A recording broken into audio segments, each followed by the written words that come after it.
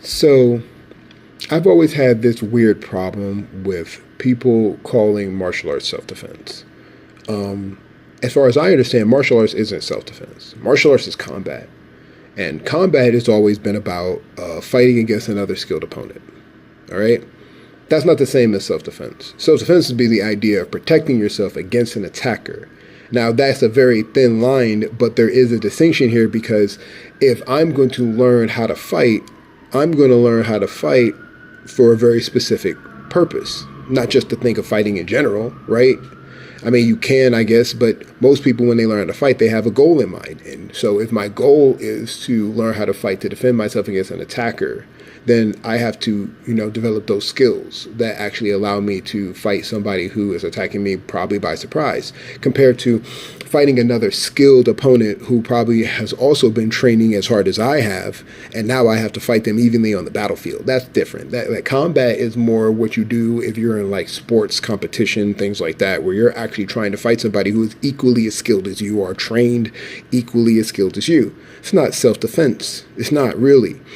Now, of course, these things, it's all fighting. It's all still fighting, so it all overlaps. But the purpose behind it, your goal does dictate how you train. Is going to dictate how you actually do what it is you came to do. So if you look back in the history of martial arts, most of these fighting styles come from weapon-based fighting combat. Like these guys use weapons when they fought. They very rarely ever used their hands, and if they did, it was because they lost their weapon, so they needed a way to defend themselves. And that's the closest you can get to self-defense, is the idea of defending yourself without a weapon.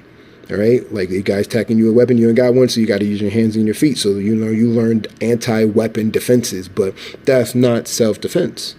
All right? Now, if you go to Eastern fighting or you go to Western guys and you're boxing or wrestling, and they are even more efficient when it comes to using their hands and their body as a weapon because that's all they ever did. And there's no divide there. You have people who train with weapons, but then you have people who train for sport-based combat, which is like boxing and wrestling. It's like more sport related, more sport related. It was more fun. Guys in the East, they didn't really do that. They fought to kill. So even their hand fighting was still like the idea of defending your life.